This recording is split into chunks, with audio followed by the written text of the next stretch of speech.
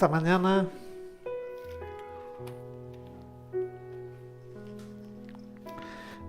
el Señor trajo a mi corazón seguir profundizando en la sabiduría de Dios, pero comparando con nuestra sabiduría. Porque el ser humano llegamos a pensar que también tenemos sabiduría. Las personas de este mundo crecemos escuchando cosas, aprendiendo cosas, recibiendo cosas. Y entendemos que eso es nuestra sabiduría.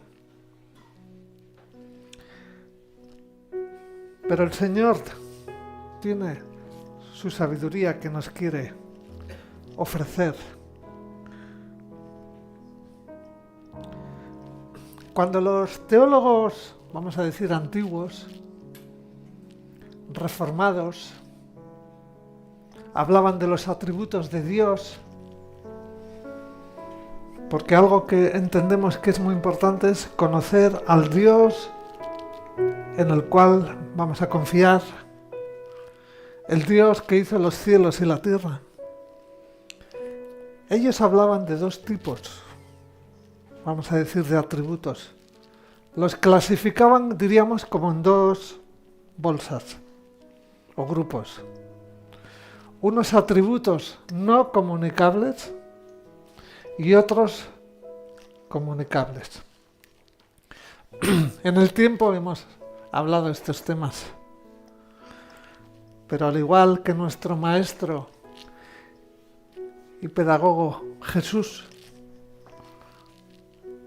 donde él muchas veces repetía las cosas, porque sabe que somos lentos para la escucha, más lentos para la comprensión y lentos para la obediencia. Entonces, dentro de aquellos grupos, vamos a decir, de atributos que no se comunicaban,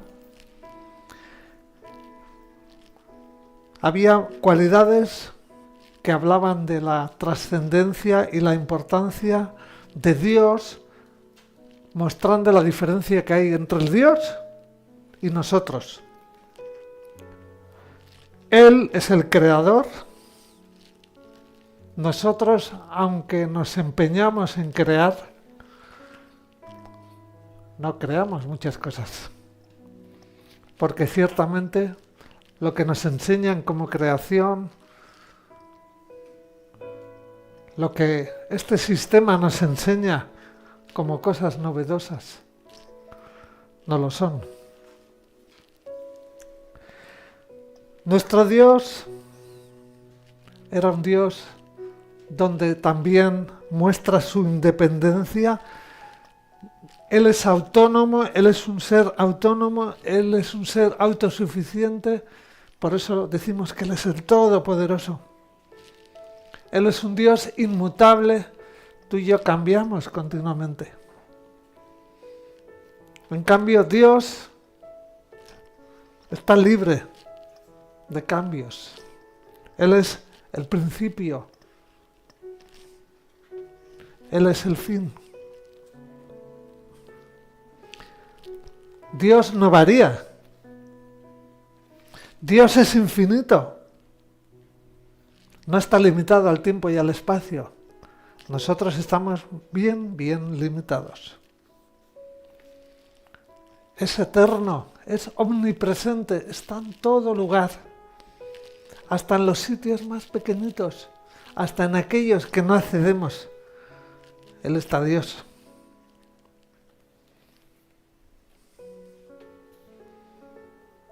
No hay conflicto en Dios. No hay intereses que le entren en conflicto. Porque sus pensamientos no varían. Por eso decimos que nuestro Señor es como la roca, firme, Por tanto, los teólogos decían, estos atributos no los podemos tener tú y yo. En cambio, había un segundo grupo de atributos que sí el Señor pone a disposición del hombre, que es lo que llaman comunicables, que se comunican, ¿no? Tienen que ver con la espiritualidad de Dios, tienen que ver con la libertad, más lo que llamamos atributos morales. Por ejemplo, la bondad, el ser bondadoso, la veracidad, el ser veraces, la búsqueda de la santidad, la justicia. Todo esto formaba parte en el principio de lo que Dios quería darnos a los hombres. Estas cualidades formaban parte del principio. Y a esto se refiere la palabra cuando en Génesis, vamos a Génesis 1,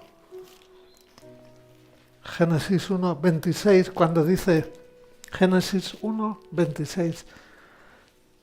Entonces dijo Dios, hagamos al hombre a nuestra imagen, conforme a nuestra semejanza, y tenga potestad. Muchas veces cuando cogemos este versículo solamente nos quedamos con lo físico. Y por eso los que pintan han presentado muchas veces la imagen de Dios como tú y como yo. Pero no se refería solo a lo físico. También Él quería poner estos atributos. Porque Dios nos hizo como ser espiritual. Nos hizo como ser espiritual libre. Él puso en el hombre capacidad de agente moral responsable, con capacidad de elegir, con capacidad de tener comunión con Él y de responderle a Él. Por eso, por naturaleza, el diseño de Dios era hacernos buenos, hacernos santos y rectos. Por ejemplo, acompañarme al libro de Eclesiastés y meter ahí alguna hojita porque vamos a navegar un poco en este libro tan interesante. Eclesiastés.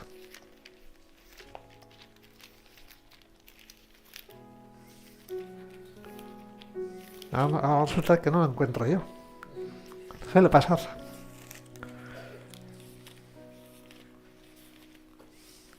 Cuando estoy en mi casa la Biblia es grande.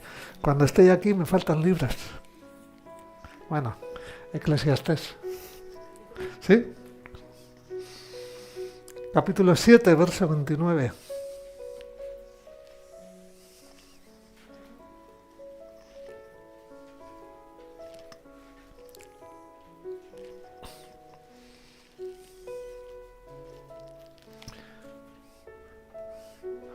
Dios hizo al hombre resto. El diseño de Dios era rectitud. Pero nuestros primeros padres buscaron perversiones. Por eso decimos que hoy en día nos movemos mucho en antidiseños. Lamentablemente, estas cualidades morales se perdieron por medio de la caída, por medio de la desobediencia. Por eso es tan trascendente erradicar la desobediencia de nuestras vidas. No importa dónde nos toque vivir, no importa dónde trabajamos, no importa dónde nos desarrollamos, la desobediencia, aunque tengamos razón, no es del agrado de Dios, no forma parte de nuestro diseño. Tenemos muchísimos problemas por la desobediencia. Aunque a veces buscamos, sí, pero esto. Entonces el ser humano cayó en la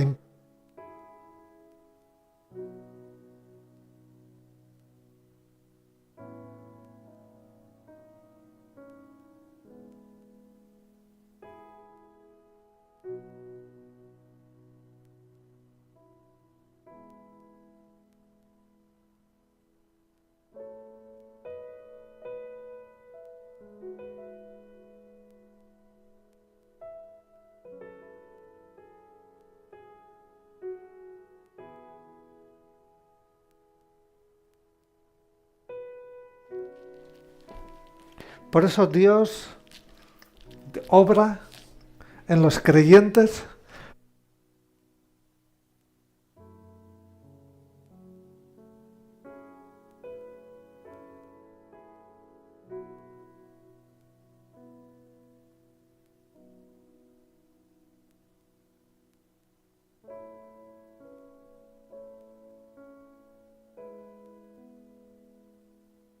a la imagen del Señor.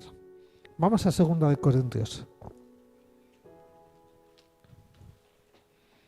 2 de Corintios, capítulo 3.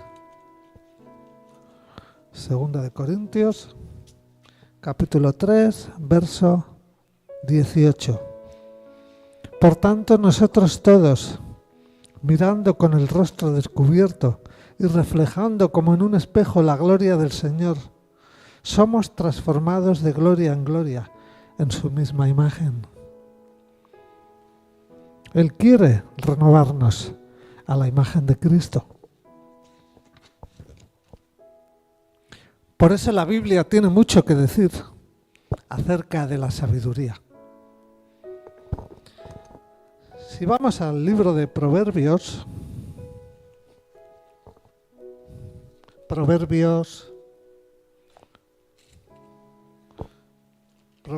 4,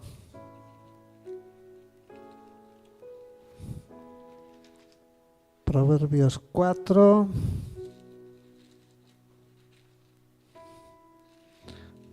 verso 7, sabiduría. Ante todo, adquiere sabiduría. Sobre todo lo que posees, adquiere inteligencia. Sabiduría. Adquiere sabiduría. Lo más importante que podemos anhelar en esta vida es la sabiduría de Dios. La sabiduría, como vemos en la palabra, es como que se la personifica, como que ella se defiende. Por ejemplo, dentro de Proverbios, vamos al capítulo 8. Capítulo 8, en el verso 34, la sabiduría dice: atended el consejo, sed sabios y no lo menospreciéis. Es como que la sabiduría nos invita a su banquete. Lo vemos en el capítulo 9 de Proverbios, en el verso 4, diciendo a todo ingenuo: ven acá. La sabiduría nos invita. La voluntad de Dios es ofrecernos su sabiduría. Incluso vamos al Nuevo Testamento, vamos por ejemplo a Efesios, y ahí vamos a ver también. Efesios capítulo 5.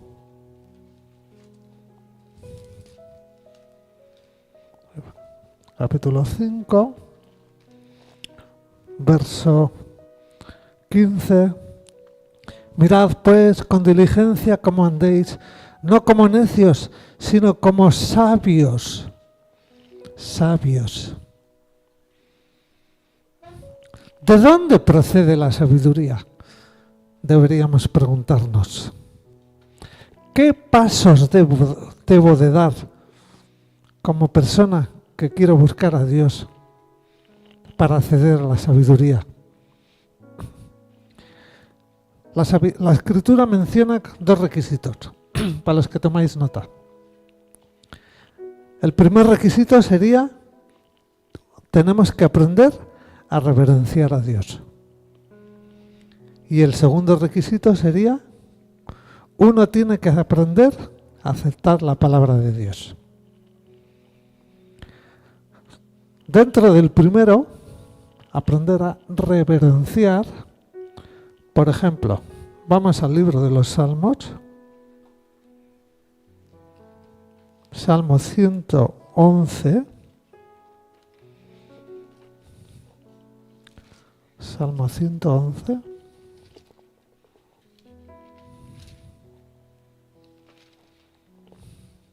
En el verso 10 Leemos, el principio de la sabiduría es el temor del Señor. Reverenciar a Dios. No podemos hacer nuestra la sabiduría sin antes hacernos humildes.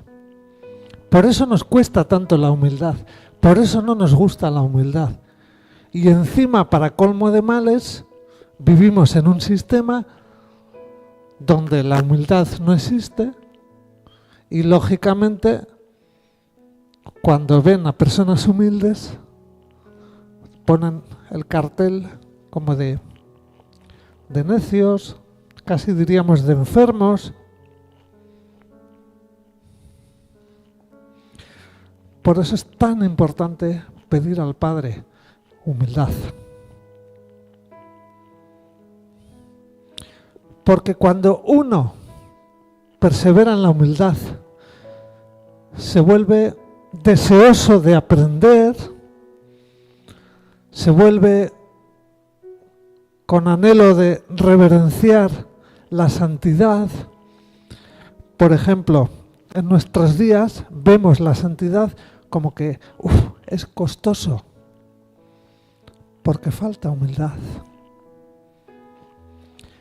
Si santidad quiere decir que hemos sido escogidos y apartados como Dios, deberíamos verlo como un honor, deberíamos verlo como un privilegio, no como un coste.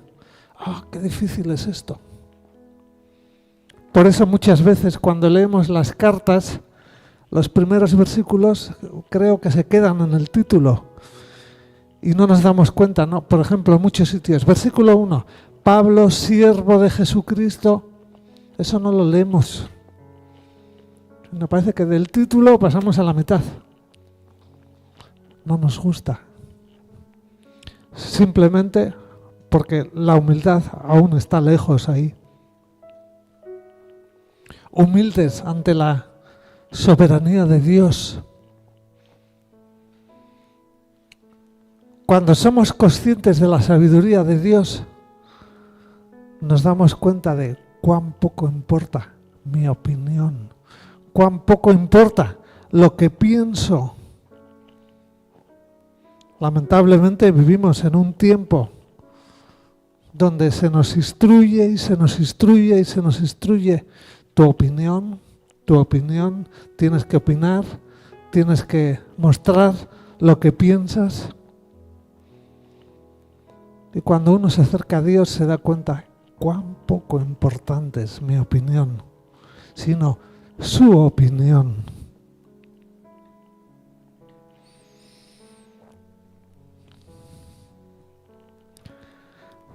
Por eso tenemos que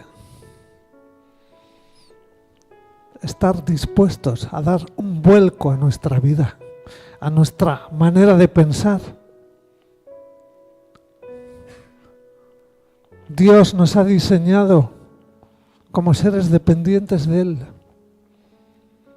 Por eso es importante asumir esa pequeñez que hay en cada uno de nosotros. Desconfiar de nuestros propios pensamientos, sobre todo cuando sabemos que esos pensamientos han sido moldeados por lo que nos ha tocado vivir, por dónde hemos aprendido las cosas, etcétera, etcétera. Por eso es tan importante cambiar nuestra manera de pensar. Hermanos, si no cambiamos nuestra manera de pensar, no podemos cambiar nuestra manera de vivir. Por eso se menciona tanto lo de una fe religiosa. Cuando hablamos del segundo punto, donde decíamos que tenemos que aprender a aceptar la palabra de Dios. La sabiduría el Señor la forja, la prepara en aquellos que vamos a estudiar la palabra de Dios.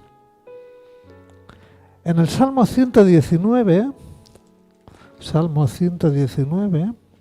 versículo 98, leemos: Me has hecho más sabio que mis enemigos con tus mandamientos. A veces las personas nos preocupamos en exceso. La preocupación muchas veces es un indicio de que lo que prevalece son mis pensamientos.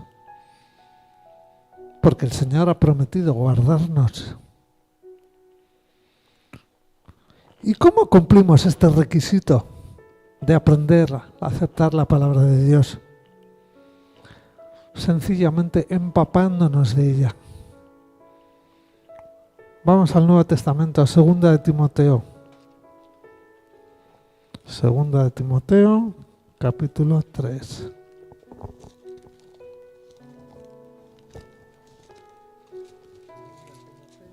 Capítulo 3. Leemos desde el verso 15. Veíamos aquí a Timoteo diciendo, y que desde la niñez, Pablo le menciona, has sabido las sagradas escrituras, las cuales te pueden hacer sabio para la salvación, por la fe que es en Cristo Jesús. Toda la escritura es inspirada por Dios y útil para enseñar, para redarguir, para corregir, para instruir. Si no tenemos tiempo para la escritura, estamos sembrando nuestra debilidad. Estamos sembrando nuestra ruina. No podemos sobrevivir sin empaparnos de la escritura. No podemos soportar mucho si no accedemos a la escritura. Muchos hoy en día que dicen ser de Cristo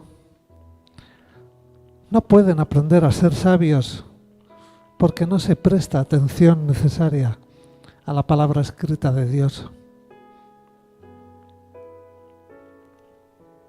¿Qué clase de cosa es el don de la sabiduría que da Dios? ¿Qué efecto tiene sobre mi vida, sobre la vida de las personas?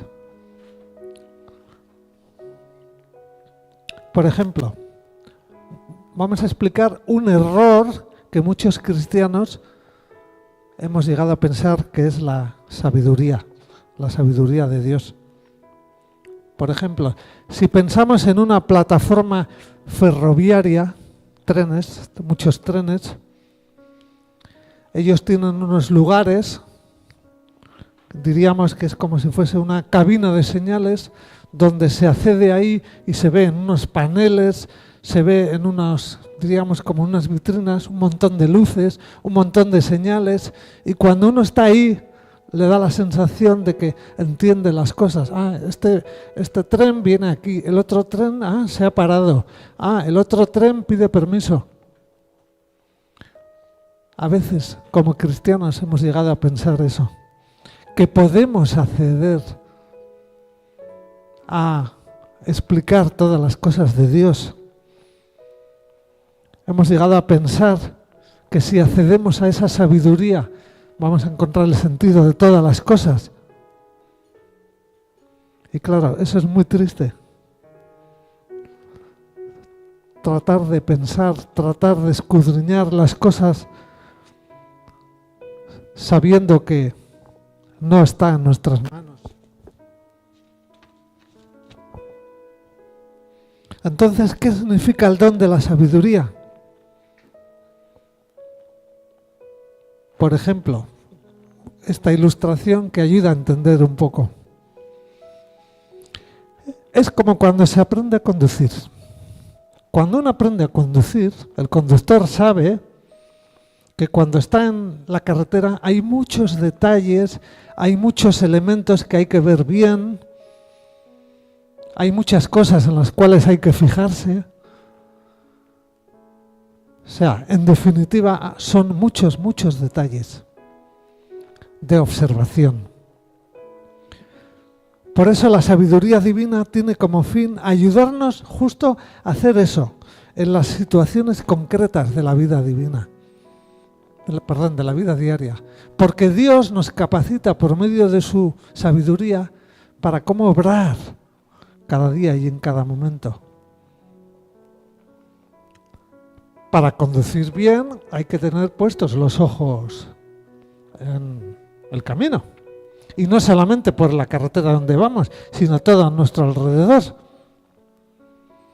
De la misma manera, para vivir sabiamente, tenemos que tener una visión clara y tenemos que ser realistas para ver la vida tal como es. La sabiduría nada tiene que ver con esas ilusiones cómodas que muchas veces hemos sembrado en nuestra cabeza, como esa especie de sentimentalismo falso, o incluso ese uso de lentes rosas que a veces nos hemos creado para ver las cosas. Muchas personas vivimos en un mundo de ensueño donde no vemos el mundo y nuestra propia vida como es. Hay muy poco realismo, obviamente fomentado por el pecado. Cuando escuchamos los eslogan de donde vivimos, disfruta esto, haz esto, tienes derecho a esto, recréate con esto, regálate esto, nos acompañan a huir del realismo. Hay como un adoctrinamiento. No es suficiente con la sana doctrina para ver el realismo. Por eso es importante algunas consideraciones en el libro de Eclesiastés. Vamos a leer en el libro de Eclesiastés. Por ejemplo, Eclesiastés es un libro que está después de Proverbios, justo después de Proverbios, apareció. Normalmente aparecen las cosas cuando no las necesitas. En ese momento necesitaba y no quería. Fijaos lo que dice Eclesiastés en el capítulo 1. Eclesiastés, capítulo 1. En el verso 2 leemos: vanidad de vanidades, dijo el predicador. Vanidad de vanidades, todo es vanidad. ¡Wow! Eso a mucha gente le asusta. A muchos cristianos no les gusta este libro. Diríamos que en este libro, este es el tema y la aplicación. El autor del libro de Eclesiastés se identifica como hijo de David, como rey de Jerusalén. Y uno se plantea, ¿no? A veces, ¿en qué espíritu? ¿Con qué propósito el predicador de este texto anuncia todo esto, ¿no? Por ejemplo, a veces uno puede llegar a pensar, tal vez se trata de la confesión de un amargado que al final de su vida encuentra desilusión, o tal vez habla como un evangelista que trata de hacer ver al incrédulo la imposibilidad de encontrar la felicidad sin Dios. La respuesta no es ninguna de estas. Aquí podríamos ver cómo el autor habla como un experimentado maestro que quiere ofrecer a su joven discípulo creyente los frutos de su experiencia. Por ejemplo, estamos en Eclesiastés, en el capítulo 11, vemos en el verso 9 como le dice: alégrate joven en tu juventud. O sea, una serie de reflexiones, o en el 12, verso 1, acuérdate de tu Creador en los días de tu juventud, antes que vengan los días malos. Cuán diferente, ¿verdad? Con lo que escuchamos en nuestra sociedad. ¿Eres joven? Pues tienes derecho a todo, porque eres joven. Vanidad, podríamos decir. El predicador quiere conducir a este joven hacia la verdadera sabiduría y que caiga en el error, diríamos, lo que hemos dicho antes, la cabina de señales, ¿no? Viendo las señales, hacemos una reflexión y una interpretación. Y con Dios eso no se puede hacer. Aparentemente este joven, como muchos, quería equiparar la sabiduría con conocer, con saber. Por ejemplo, en el capítulo 12 de Eclesiastés y en el verso 12 dice, ahora, hijo mío, a más de esto acepta ser amonestado, corregido. No tiene objeto escribir muchos libros. El mucho estudio es fatiga para el cuerpo.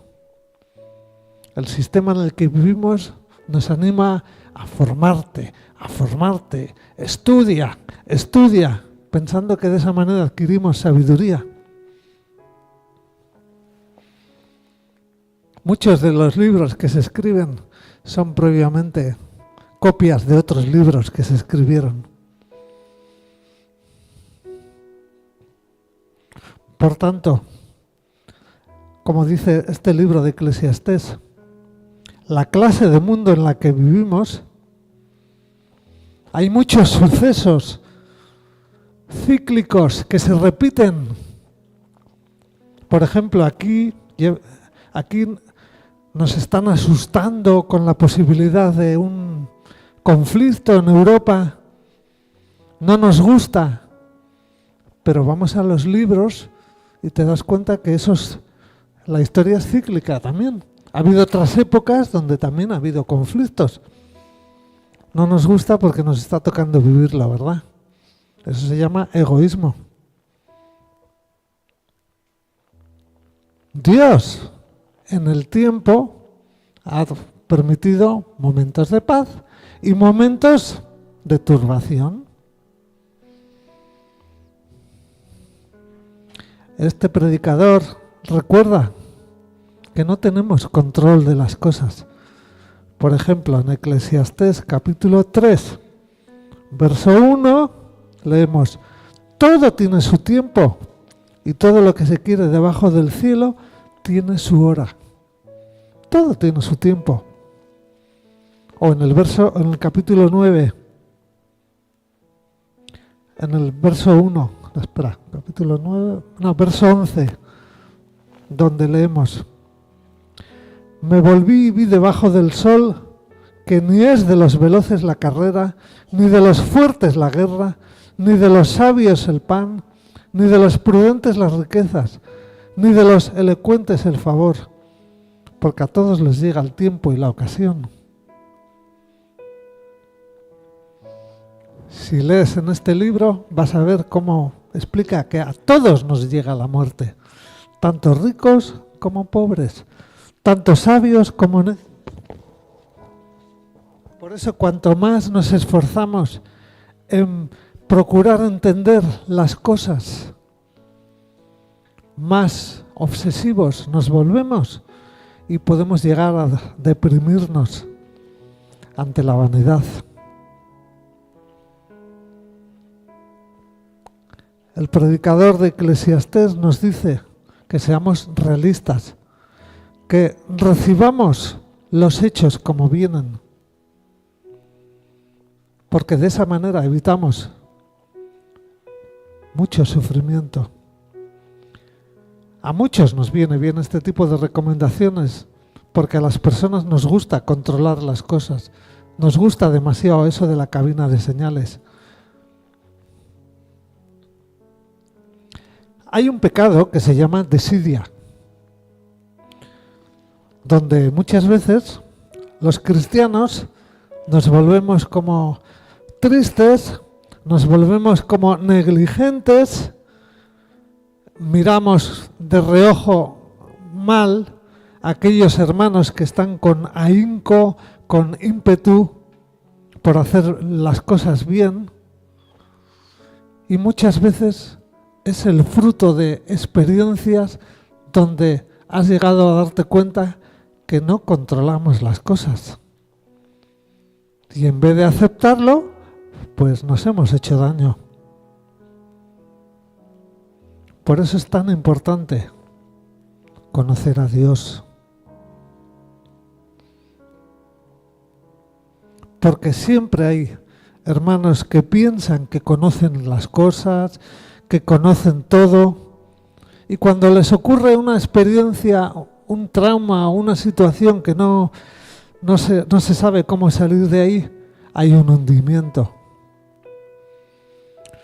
Por eso Dios, en su sabiduría, quiere que aprendamos humildad y esconde muchas cosas que nos gustaría saber. Porque Él quiere que dependamos de Él para llevar nuestra vida. Estamos terminando. Podríamos decir, ¿qué es la sabiduría? Proverbios 12:13, para los que tomáis nota, dice: teme a Dios y guarda sus mandamientos. Confiar en Él y obedecerle, reverenciarlo, adorarlo, ser humildes en su presencia. También podríamos decir que la sabiduría que Dios ofrece es una faceta de vida de fe.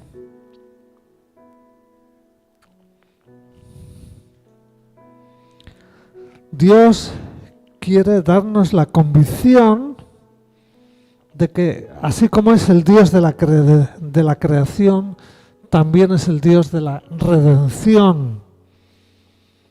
Y por medio de su gracia y de la sabiduría que pone a nuestro alcance,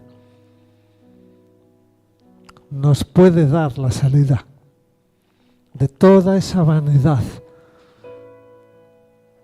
que llena al ser humano. En definitiva, a cualquiera de nosotros, cuando no ponemos la mirada en Jesús. Porque seamos honestos, el ambiente siempre es contagioso. Podemos estar seguros que Dios hizo este orden y que por medio de la redención de su pueblo, Él sabe lo que hace, Él sabe cómo lo hace, porque Dios es todopoderoso. Y nosotros sabemos que si aprendemos a confiar en Él, aunque no podamos entender muchas cosas, porque hemos dicho que la sabiduría consiste en elegir los mejores medios para el mejor fin. Por eso nuestros sentidos muchas veces nos engañan, porque cambiamos. Decíamos al principio, nuestro Dios no varía, nuestro Dios siempre es el mismo.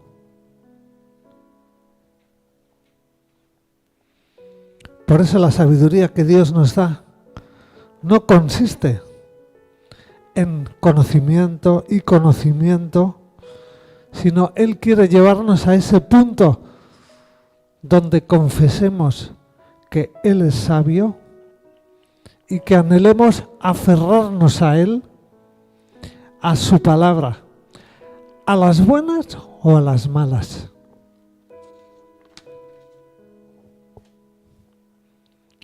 Porque en líneas generales, por medio de la sabiduría, Dios quiere hacernos más humildes, quiere hacernos más gozosos, quiere hacernos más santos,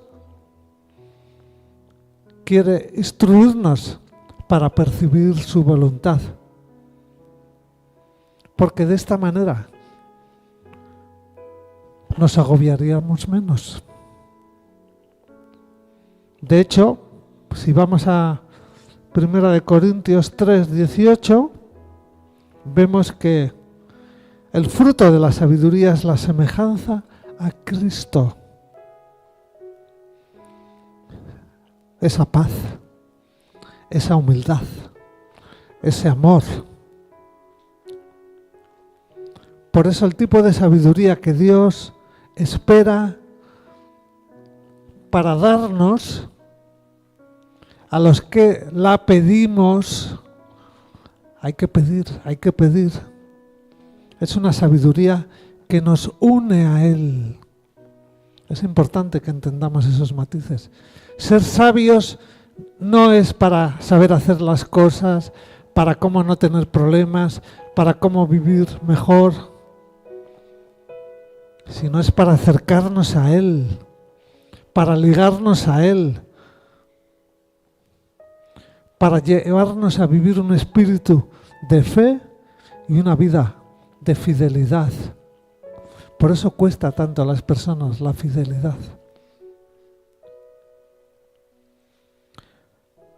Procuremos, pues, que nuestra búsqueda de la sabiduría sea una búsqueda de estas cosas y que no frustremos el propósito sabio de Dios, descuidando nuestra fe, descuidando nuestra fidelidad, en busca de un conocimiento que el mundo nos ofrece y muchas veces no nos ayuda. Cierra tus ojos.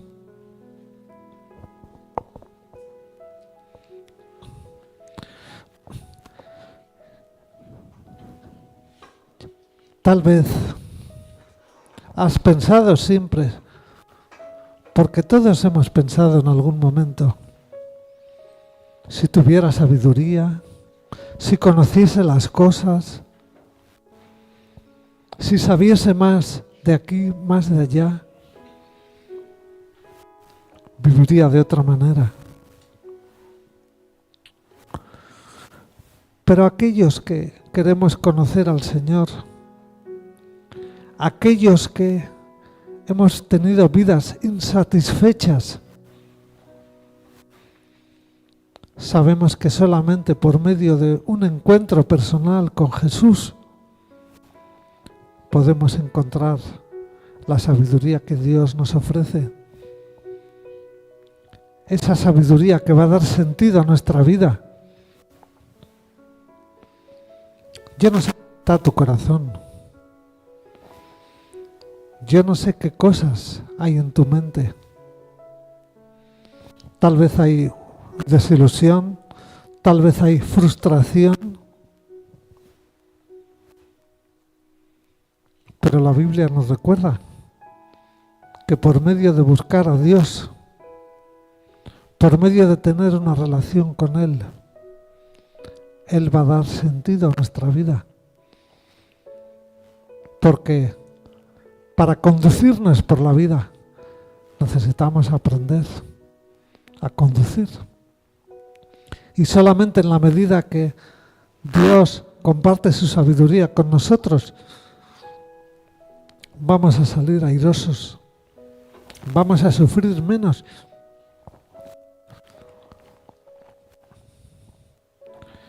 Allí donde estamos, digámosle al Señor, Señor, danos de tu sabiduría, para que no dependamos de las circunstancias, para que no dependamos de si hay paz o no la hay, para que no dependamos de si estoy bien o no me siento bien. Señor, tú eres el Creador. Tú has diseñado nuestras vidas. Y por tanto, ayúdanos a entender que en la medida que busquemos a ti, vamos a ver las cosas de otra manera. Porque vamos a aprender a amarte. Porque tú ya nos has amado. Señor, gracias. Gracias por tu amor. Gracias por tu plan de redención. Gracias por tu propósito de rescatar a aquellos que te buscan, aquellos en los cuales tú ya has forjado desde antes de la fundación del mundo tus planes y propósitos. Señor, declaramos nuestra necesidad de ti. A ti queremos conocer. Gracias. Amén.